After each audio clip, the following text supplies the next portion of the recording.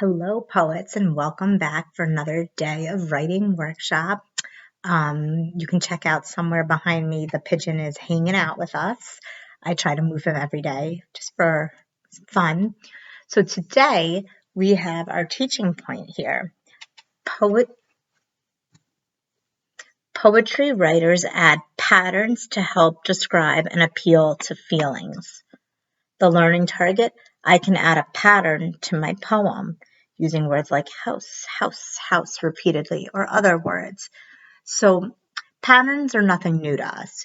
In math, we work with patterns with numbers. Sometimes we look at the calendar and we um, do pattern work embedded within the calendar where you use a counter for like the first day of school for maybe a blue counter, and then the second day you would use a red counter, and then the third would be blue, and then the fourth would be red, and to show even and odd using different colors.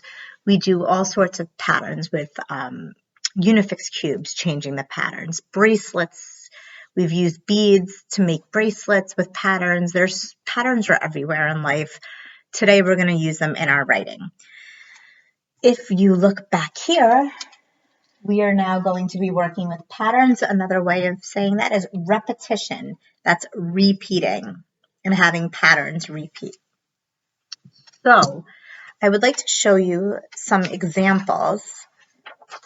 One example here is Go Wind, and it's by Lillian Moore. Okay, so as I'm reading, if you notice repeated phrases that are or patterns, just put a thumb up. Even though I can't see you, this is your way of kind of tuning in and being with us as I read this. So Go Wind by Lillian Moore. Go wind, blow, push wind, swoosh, shake things, take things, make things fly, write things, swing things, fling things high. Go wind, blow, push thing, whew, no wind, no, not me, not me. So think for a moment, what were some of those patterns that you noticed? All right, and when you're done thinking, just put a thumb up, even though I can't see you.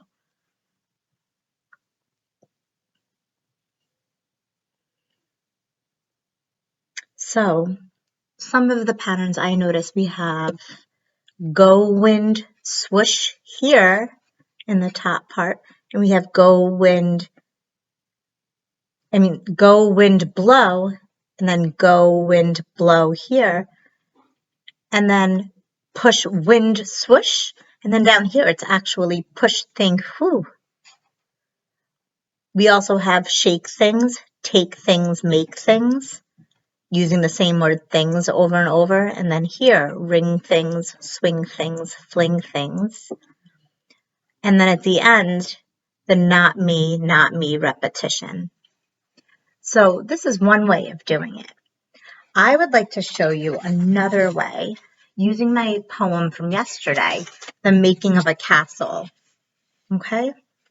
And mine's a bit sloppy, but this just goes to show that I'm going back to it and working on it, and it's not a final copy, so it should look messy. So, The Making of a Castle. As I read, thumb up if you're noticing repetition or patterns repeating.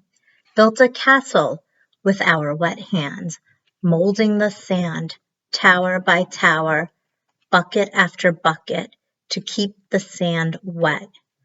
Splish, splash, the water hits the sides.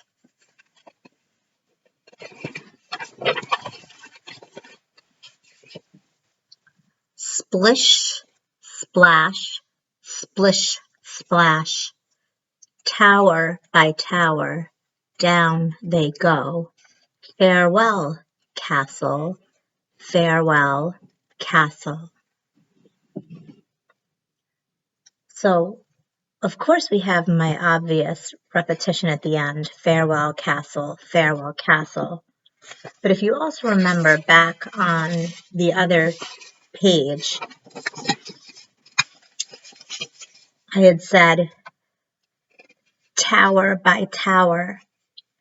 And I felt like that image of my sandcastle and having those towers was an important image.